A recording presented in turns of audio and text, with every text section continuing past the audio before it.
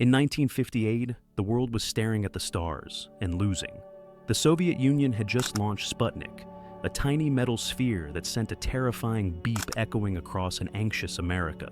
That simple sound represented everything the United States feared: technological inferiority, the possibility of Soviet dominance in space, and the existential dread that maybe, just maybe, America wasn't destined to win the future after all. In this suffocating climate of Cold War paranoia, legendary B-movie maestro Roger Corman achieved what seemed impossible. He conceived, wrote, financed, produced, and released a complete science fiction epic about the space race, War of the Satellites, in just a matter of months, beating every major studio to the punch. The film tells a wild, paranoid story of an alien energy barrier systematically destroying UN satellites, a mysterious warning message from the depths of space, and a desperate mission led by a brilliant scientist who may not be entirely human anymore. But the real story, the one behind the camera, is even more fascinating than anything on screen. These are 11 bizarre and genuinely unbelievable facts you never knew about War of the Satellites.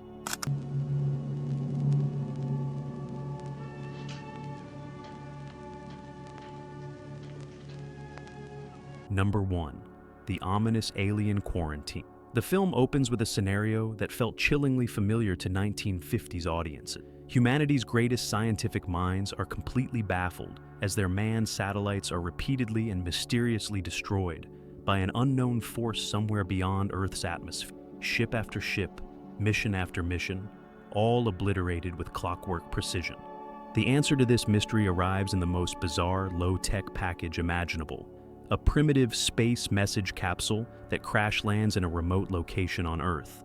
Inside, written in archaic Latin, as if the aliens learned human language from ancient Roman texts, is a declaration that's part warning, part threat, and entirely chilling. The message comes from beings calling themselves the Masters of the Spiral Nebula Ghana, and their position is crystal clear. They view humanity's attempts to leave our planet as nothing less than a contamination.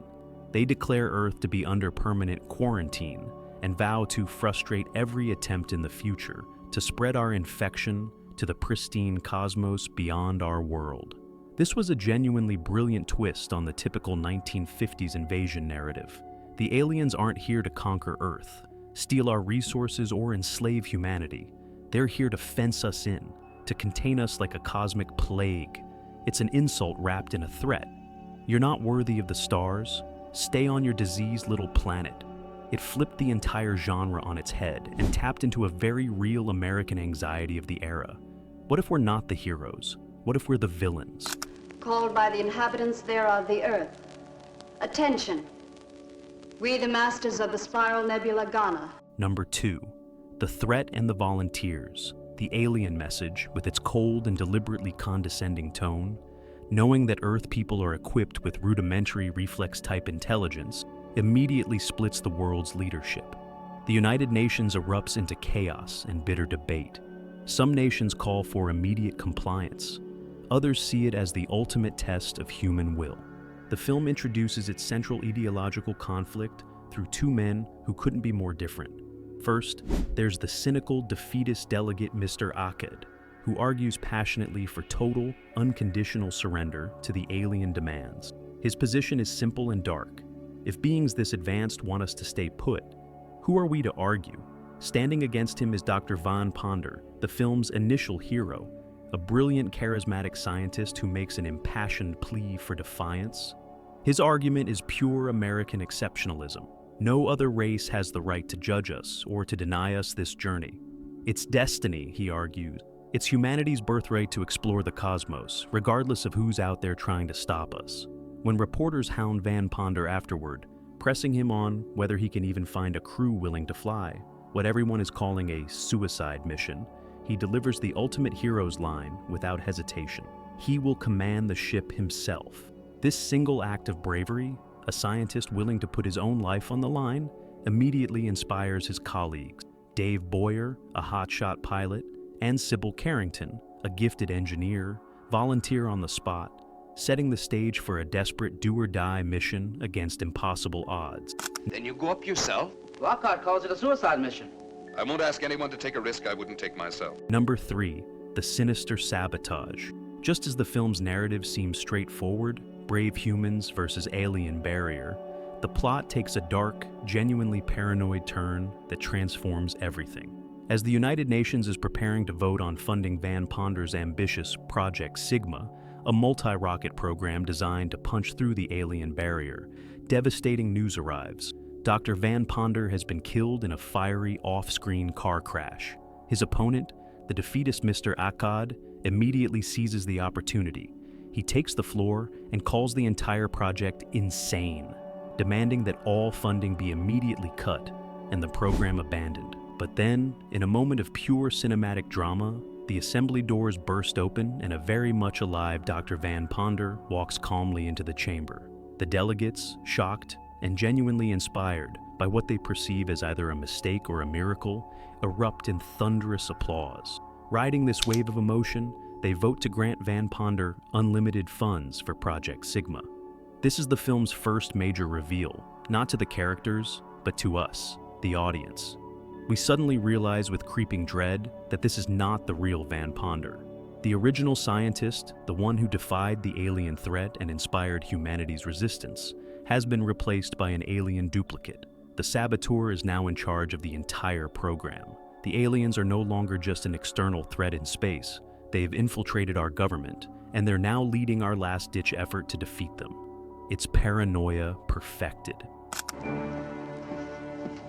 I've calculated the figures for the Doppler effect at the speeds we'll be traveling.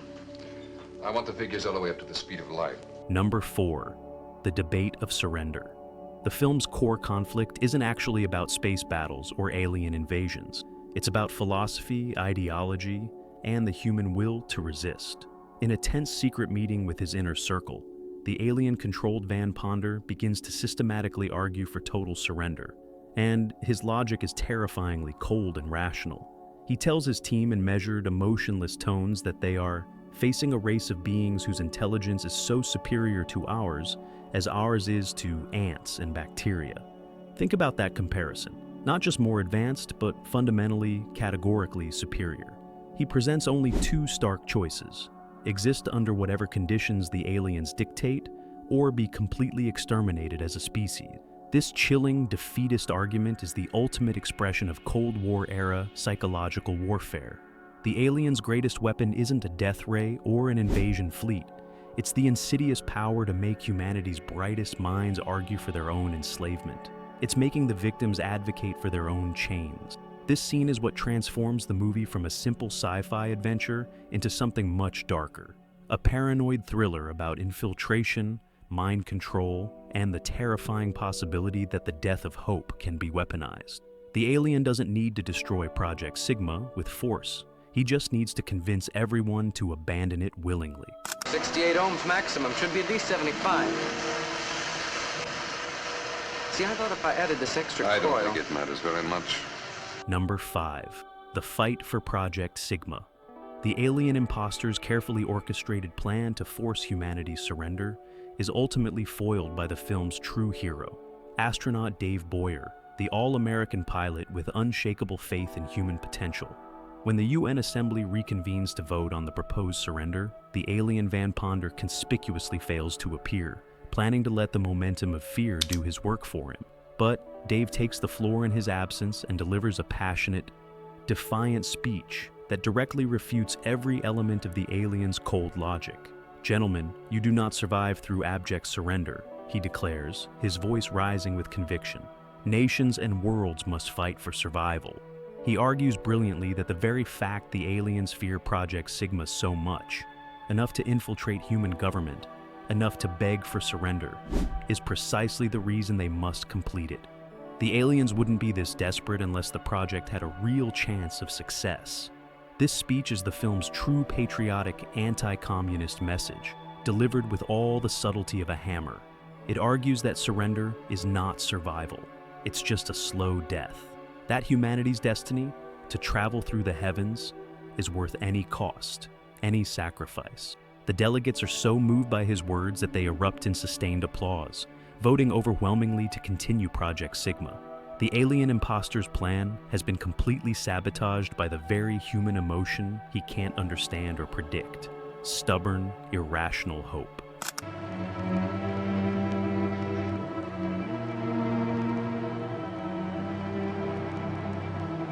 Number 6. The Imposter Among Us. As the launch date approaches, suspicion against Dr. Van Ponder begins to grow among those who work closest with him. Small things don't add up. His behavior has changed in subtle but undeniable ways. The film's everyman character, a straightforward engineer named John, is the first to vocalize what others are thinking. After witnessing Van Ponder's bizarrely perfect, completely unburned hand, following a serious lab accident that should have left him severely injured, John confronts him directly, shouting the accusation that everyone fears: "There's something about you. You're not human." The alien Van Ponder, in a chilling display of his power and complete lack of human empathy, murders John off-screen before the engineer can warn anyone else. It's quick, efficient, emotionless, the act of a predator eliminating a threat, not a person dealing with an accuser.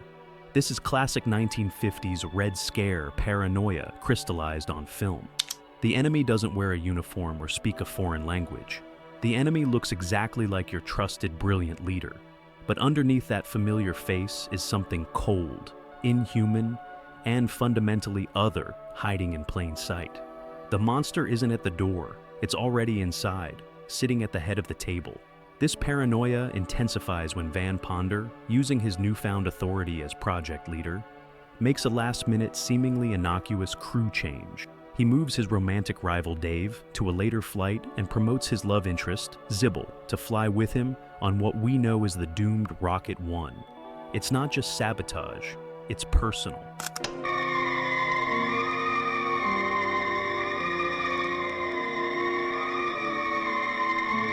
Solar aspect cells on. Number 7. The Suicide Mission. The launch sequence is pure 1950s sci-fi spectacle. All multi-stage rockets, dramatic countdowns, and orbital rendezvous maneuvers that must have seemed absolutely cutting edge to contemporary audiences. Once Rocket 1 achieves orbit and the crew begins their mission, the alien Van Ponder's true plan becomes horrifyingly clear. He corners a paralyzed crew member, John, and reveals his true nature in a cold, merciless monologue that doubles as the film's mission statement. This satellite will never return to Earth, he explains with complete calm. Its disintegration will end Project Sigma. He goes on to explain that humanity consists of nothing more than children, immature beings who are simply not ready for space, and that his race is essentially protecting the universe from our infection. When John, even paralyzed and helpless, heroically refuses to join the alien cause, the imposter murders him without hesitation and then calmly lies to Sybil, claiming John couldn't take the acceleration. It's the perfect crime, committed in the vacuum of space, where there are no witnesses, no evidence, no justice. The hero astronaut everyone trusted has become an alien saboteur, deliberately piloting a suicide mission with the woman his human rival loves, and he's just committed murder with complete impunity. The paranoia is complete. Number 8. The tragic death and the mirror image clue. The death of John Campo, the engineer, is staged as a space funeral, a burial in the void that's both poetic and deeply suspicious to anyone paying attention. The crew's doctor, a rational man named Lazar, is genuinely baffled by the death, stating flatly, there's simply no reason why he should have died from normal acceleration forces. This is the critical moment when Dave Boyer, aboard Rocket 2 and racing to catch up, finally puts all the pieces together. He presents his evidence to Sybil and Dr. Lazar over the radio link, and it's simultaneously brilliant and bizarre. The Van Ponder on their ship, he explains, is an imposter. His proof? The fingerprints. Dave has compared the new Van Ponder's fingerprints to the original scientist's records, and they're a perfect mirror image, reversed as if reflected. Every whirl, every pattern is exactly the same, but flipped. This strange, almost supernatural clue confirms their worst fears with scientific certainty. The man they all trusted, the leader of their entire space program, has been an alien duplicate all along. The Sigma barrier isn't just a natural phenomenon, it's a weapon. And Rocket 1 isn't on a mission of discovery. It's a lamb being deliberately led to slaughter by its own shepherd. Number 9. The heartbeat of an alien. The film's tension reaches its peak in a brilliant, almost silent scene of pure psychological horror that relies on atmosphere rather than effects. Dr. Lazar, now deeply suspicious but needing concrete proof, decides to force the issue. He corners the alien Van Ponder in the ship's cramped medical bay and insists on performing what he calls a routine checkup, telling him with false casualness, "I need to check your heart." The imposter, supremely arrogant and overconfident in his disguise, allows it. "Very well, doctor. You wanted to hear my heart. Proceed." Perhaps he's curious. Perhaps he simply doesn't see a mere human as a threat. The doctor, a man who has spent his entire life trusting science and instruments, places his stethoscope against the imposter's chest. The camera lingers uncomfortably on his face as a look of dawning, absolute terror slowly spreads across it. He hears nothing. No heartbeat, no pulse. Just empty, terrible silence where the rhythmic thump of human life should be. The imposter, immediately realizing he's been discovered, doesn't panic or make excuses. Instead, he calmly explains the doctor's options: join the alien cause or die. And then, with a cold alien weapon we barely glimpse, murders him off screen. It's a masterful scene of suspense that relies entirely on silence and a simple medical instrument to deliver its biggest shock. No special effects, no elaborate makeup, just the absence of a heartbeat and what the absence means. Number 10. The final sacrifice and the alien's humanity. The imposter. Van Ponder, now having murdered 2 crew members without remorse, finally corners Sybil. She's alone, trapped, and completely at his mercy. But in a bizarre and genuinely unexpected twist, something fundamental has changed in the alien. He reveals to her that in the process of creating his duplicate body and downloading the real Van Ponder's memories and knowledge, he has also somehow absorbed the scientist's human emotions, specifically his deep, unrequited love for her. "I'm human now, Sybil," he pleads with genuine desperation in his voice. "Because of you, I'm human." In this moment of strange, tragic vulnerability, the film's villain becomes its most complex and heartbreaking figure. He's a cold, logical being who has been infected with the one thing his species doesn't understand, the human emotion of love, and he has no framework to process it. He's experiencing feelings that contradict his entire mission, his entire existence. Just as Dave arrives in Rocket 2 to capture him, the ship approaches the energy barrier. The alien, now torn between his programmed mission to destroy the ship and his new, completely illogical desire to save Sybil, is forced to make an impossible choice. He shoves Sybil into the airlock just as Dave's ship connects, saving her life at the cost of his own. Then, in a final act that's simultaneously heroic and tragic, he turns his ship and deliberately flies it directly into the barrier, committing suicide to ensure she survives. And in doing so, ironically fulfilling his original mission of destroying the rocket. It's a shockingly complex and genuinely poignant ending for the film's antagonist. He's not defeated by superior firepower or clever tactics. He's defeated by becoming the very thing he was sent to destroy: human. Number 11. The Plan A gamble. With the alien ship destroyed in a brilliant fireball, but the barrier still very much active and blocking humanity's path to the stars, everything now rests on Dave Boyer and the crew of Rocket 2. They're humanity's last chance, and they know it. In the film's final, triumphant sequence, Dave reveals what he calls the real Plan A, and it's absolutely insane. They were never meant to avoid the barrier or find a way around it. The entire mission was built on a desperate all-or-nothing gamble. He orders his crew to prepare for explosion, calmly explaining that they've accumulated enough solar radiation energy during their journey to theoretically blast through the barrier and, in doing so, destroy it. The rocket isn't just a vehicle, it's a weapon. A massive battering ram designed to shatter the alien quarantine through sheer force and human determination. The ship plunges directly into the energy barrier at full speed. The crew is knocked unconscious by the tremendous force of impact, and then, in a spectacular explosion of 1950s optical effects, all swirling colors and cosmic energy, they break through to the other side. The final shot of the film isn't of Earth receding behind them, or a joyful return home.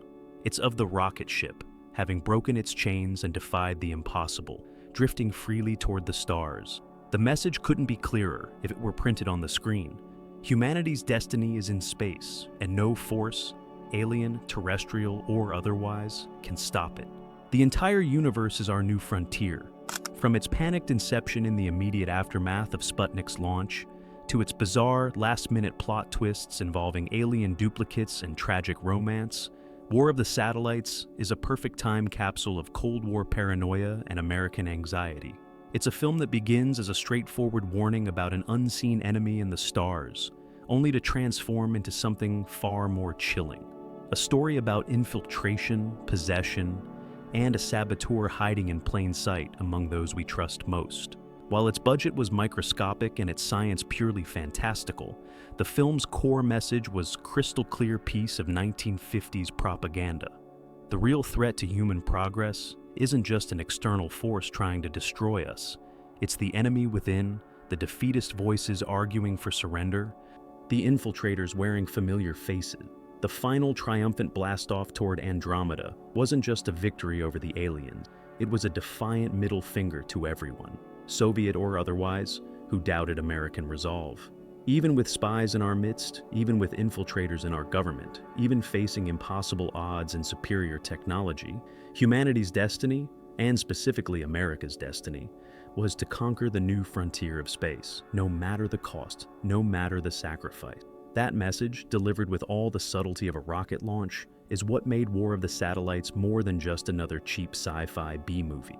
It was Cold War ideology wrapped in celluloid, anxiety transformed into art, and paranoia perfected into entertainment.